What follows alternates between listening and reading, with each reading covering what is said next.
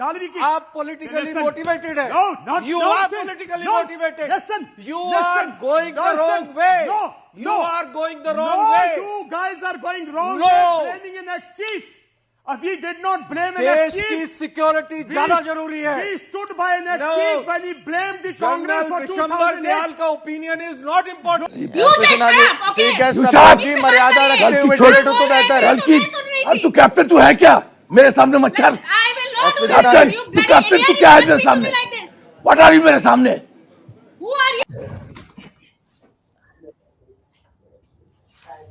Sir जय Hind. Major general राजन Kochhar sir जय हिंद. बहुत बहुत शुक्रिया समय देने के लिए. Thank you sir. जय हिंद राजेश जी, धन्यवाद आपने मुझे अपने प्रोग्राम में बुलाया. Thank you sir, lot of thanks sir. शुक्रिया आपका इसके लिए. दरअसल एक बड़ा हटकर मुद्दा है सर. तमाम टीवी चैनल्स की डिबेट में मैं आपको भी देखता हूं, बड़ा अच्छा लगता है. मेरे साथ मेरे टीवी प्रोग्राम में भी आप आते हैं और बहुत एक हेल्दी डिस्कशंस होती हैं और मुझे लगता है कि काफी लोग सुनते हैं और कई लोगों के मेरे पास मैसेज भी आते हैं, खुश होते हैं कि सर हमने आपकी डिबेट को सुना, हमें बड़ा अच्छा लगा, हमें ये चीज नहीं थी पता. लेकिन कुछ डिबेट्स ऐसी हो रही हैं जिसे आज एक बहुत पूरे देश में सरप्राइज हो रहे हैं कि ये आर्मी के वेटरन्स, डिफेंस एक्सपर्ट आपस में क्या कर रहे हैं. खासकर major general Vishambar Dayal sir और कर्नल दानवीर सर की जो डिबेट हुई न्यूज 18 पर, रूबिका लियाकत मैडम वहां पर एंकर थी. जिस प्रकार से दो आर्मी के वेटरन्स आपस में उस लेवल तक पहुंच गए जिस लेवल तक मैं व्याख्यान नहीं करना चाहता अपने चैनल पर, अच्छा नहीं लग रहा था सर. अब से पहले हम देखते थे कि एक मौलाना को पकड़ लिया, एक हिंदू धर्म के गुरु को पकड़ लिया, दोनों को मीडिया ने आपस में लड़ा दिया, टीआरपी मिल गई. लेकिन अब जनरल और कर्नल को लड़ाकर जो है मीडिया टीआरपी बटोर रहा है. मीडिया के लिए तो अच्छा है सर, लेकिन देश के लिए, वेटरन्स के लिए मुझे लगता है कि ये सही चीज नहीं है. आपका पॉइंट ऑफ व्यू सर. धन्यवाद राजेश जी, मैंने भी सुना है वो वीडियो एंड पहले भी कुछ ऐसे इंसिडेंट्स हुए हैं. ये पहली बार नहीं मैं देख रहा हूँ कि एक वेटरन एक टीवी शो में आके अपने फौज की गरिमा को कम कर रहा है. पहले भी हमने देखा है, बट ये बहुत एक अलग सा एक इसको नज़ारा दिखाई दे रहा है मुझे. क्योंकि मैं अगर कुछ साल पहले अगर चला जाऊं और अपनी फौज की लाइफ में चला जाऊं, क्योंकि अब रिटायर्ड हूं, अगर अपनी फौज की लाइफ में चला जाऊं तो फौज में एक चीज सिखाई जाती है और वो बहुत यूनिक है कि सीनियरिटी की रिस्पेक्ट बहुत जरूरी है और ये लाइफ लॉन्ग. रैंक रिटायर्ड नहीं होता. मैं बीच में टोक रहा हूं, आप बात नहीं करिए, लेकिन हमें जो सिखाया जाता है कि रैंक रिटायर्ड नहीं होता, इंसान रिटायर्ड हो गया है. जनरल साहब ये कर्नल साहब लगेगा मरते दम तक. बिल्कुल. और वो उस रिस्पेक्ट के दायरे में बात होनी चाहिए कायदे से. और दूसरा है कि हमारे डिफरेंस ऑफ ओपिनियन हो सकते हैं. यू सी, हम इसको अलग अलग सोच रख सकते हैं. वो बहुत जरूरी भी होता है, बिकॉज लोगों को अगर अपनी अलग सोच होगी तो वो डिबेट ज्यादा इंटरेस्टिंग बनता है. तो अपनी सोच अगर आपकी अलग है और दूसरे की सोच अलग है, इसका ये मतलब नहीं है कि आप एक ऐसे डिबेट में या एक ऐसी इंटरेक्शन में पड़ जाएं जिससे आप दूसरे को डिसरिस्पेक्ट दिखाने की कोशिश कर रहे हैं. और इससे क्या होगा, इससे बाकी जो फौज की छवि है वो खराब होती है. बिकॉज आप देखिए, इसको यूथ भी देखते हैं प्रोग्राम, और फिर ऐसे प्रोग्राम वायरल भी हो जाते हैं बहुत जल्दी. और सोशल मीडिया पर जानते हैं कि सोशल मीडिया में कैसे ये प्रोजेक्ट होता है. तो सोशल मीडिया में जब ये आता है तो लोग क्या समझते हैं कि देखिए अब फौज के अंदर भी पॉलिटिकल, जैसे बोलते हैं ना, politicalization of the Indian armed forces हो रही है. और वो एक इम्प्रेशन दिया जा रहा है, बिकॉज फौज कभी भी पॉलिटिकल नहीं होती है. फौज उसके अंडर काम करती है जो उस टाइम पे गवर्नमेंट ऑफ द डे होती है, चाहे वो कोई भी पार्टी से हो. हमको पार्टी से कोई लेना देना नहीं है. हमको एक हेड ऑफ गवर्नमेंट है, जो भी है, आपका लेजिस्लेचर है, आपका एग्जीक्यूटिव है, जुडिशरी जी है, सबके दायरे में फौज काम करती है और कोई पॉलिटिकल पार्टी के लिए काम नहीं करती और कोई पॉलिटिकल पार्टी को प्रोजेक्ट करने के लिए भी काम नहीं करती। अब अगर आप देखें तो ये डिबेट में जो जनरल नरवणे की किताब के ऊपर था, एक दो व्यूज थे। एक तो कर्नल दानवीर, जिनको मैं जानता हूँ, एक as a matter of fact दोनों को मैं पर्सनली जानता हूँ। Okay sir. तो कर्नल दानवीर जो है वो एक पॉइंट ऑफ व्यू रख रहे थे कि जो नरावने ने या जनरल नरावने ने किया वो गलत है और वो सही है। रादर वो चीज़ इस गवर्नमेंट का जो स्टैंड है वो सही है। वो दानवीर का इसको ये मानना था कि जो गवर्नमेंट का स्टैंड है वो सही है और वो बुक में अगर ऐसी कोई चीज़ है जो नेशनल सिक्योरिटी को इम्पैक्ट करती है तो वो पब्लिश नहीं होनी चाहिए। लेकिन एक मैं बीच में कर्नल दानवीर तो वही है सर जो डीडी न्यूज में भी प्रोग्राम होस्ट करते हैं। डीडी न्यूज सरकारी है, सरकारी है तो यस, वो बेसिकली गवर्नमेंट के लिए काम करते हैं, इसीलिए वो गवर्नमेंट का व्यू पॉइंट अपना रख रहे हैं।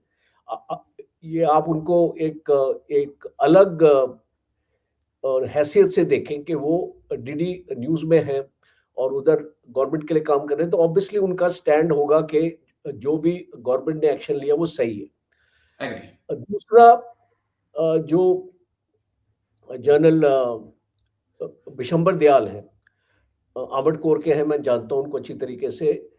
वो एक एंटी गवर्नमेंट स्टैंड अपना लेके आए हैं कि भाई ब्रिगेडियर दालवी की बुक भी 1962 के बाद पब्लिश हुई थी, अराउंड 64-65 में पब्लिश हुई थी किताब, और उसमें साफ टिप्पणी थी कि जो गवर्नमेंट ने एक्शन लिया 62 में वो सही नहीं था और जो इस टाइप का एक्शन होना चाहिए। तो वो एक कंपैरिजन करने की कोशिश कर रहे थे कि जो उस टाइम की गवर्नमेंट थी या उस टाइम का डिस्पोजिशन था, उसने जो इसको गलत नहीं माना बल्कि लोगों के सामने एक सच्चाई पेश करने की कोशिश करी और वो एक्सेप्टेबल भी थी उस टाइम की गवर्नमेंट को। और जो कर्नल दानवीर बताने की कोशिश कर रहे थे कि वो जनरल इसको नरावने की किताब में ऐसे कुछ तथ्य हैं जो अपने नेशनल सिक्योरिटी को इम्पैक्ट करते हैं। दूसरा, डिस्पैशनेटली अगर मैं देखूं, देखिए दोनों इसको मेरे ऑर्गेनाइजेशन के हिस्सा हैं और मैं दोनों में से किसी को भी क्रिटिसाइज नहीं करूंगा और मैं पक्षपात नहीं लूंगा, बिकॉज दोनों की अपनी अपनी कंपल्शंस हैं जिसकी वजह से वो अपना व्यू पॉइंट दे रहे हैं। और एक तो गवर्नमेंट का व्यू पॉइंट दे रहा है, एक ऑपोजिशन का व्यू पॉइंट दे रहा है और दोनों की अपनी अपनी कंपल्शंस है। जो सच्चाई या तथ्य मैं यहाँ पे लाना चाहता हूँ व्यूअर्स के एक्चुअली सामने, ये है कि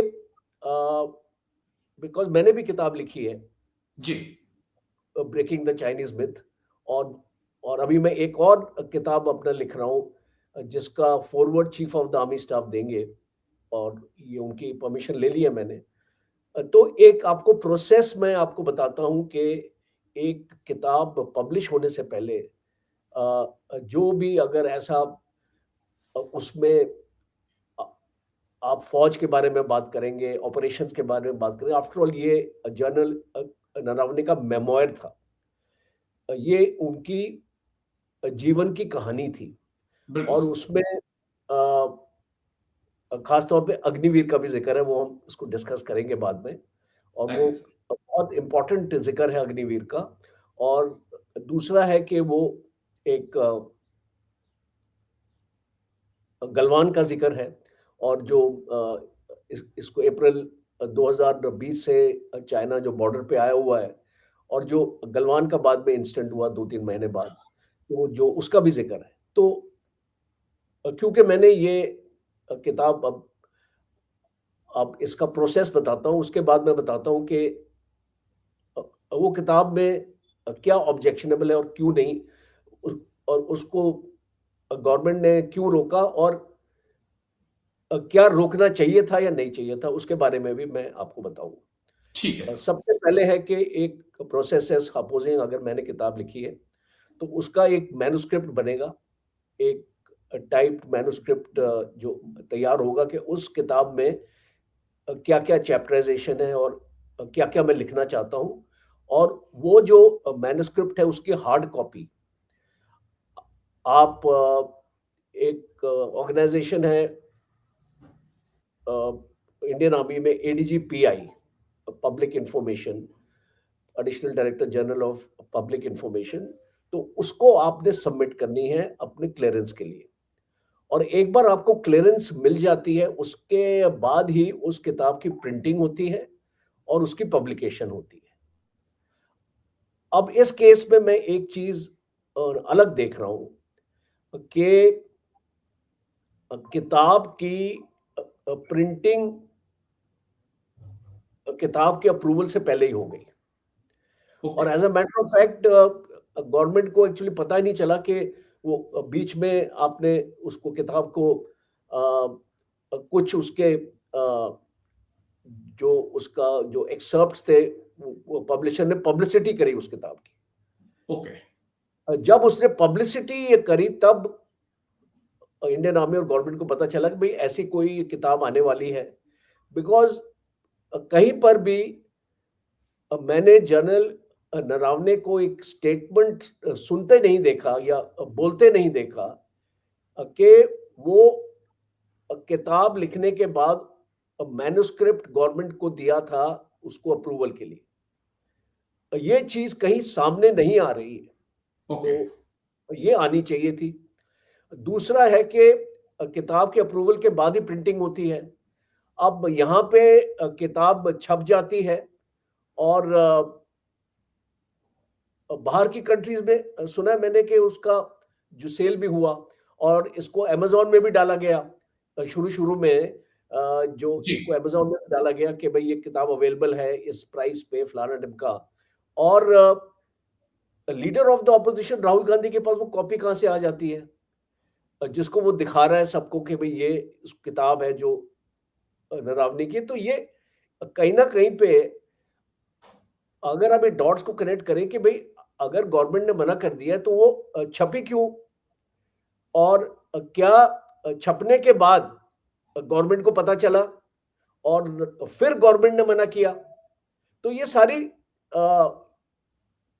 और लास्ट पॉइंट है, जनरल नरावने ने स्टेटमेंट दिया है कि किसी ने उनसे पूछा था कि किताब कब छपेगी, तो उन्हें बोला था now it is between publisher and the government. Process ये नहीं है, it has to be between the writer and the government. मैंने किताब लिखी है, मैंने अप्रूवल लेना है, पब्लिशर ने थोड़ी अप्रूवल लेना है। तो दैट आई थिंक इज मुझे लगता है, जो मेरी समझ है, जो बिकॉज मैंने भी किताब लिखी है और एक प्रोसेस मैंने भी फॉलो किया था, तो समझ है मेरी के due process was not followed. तो पहली चीज तो ये है। दूसरा,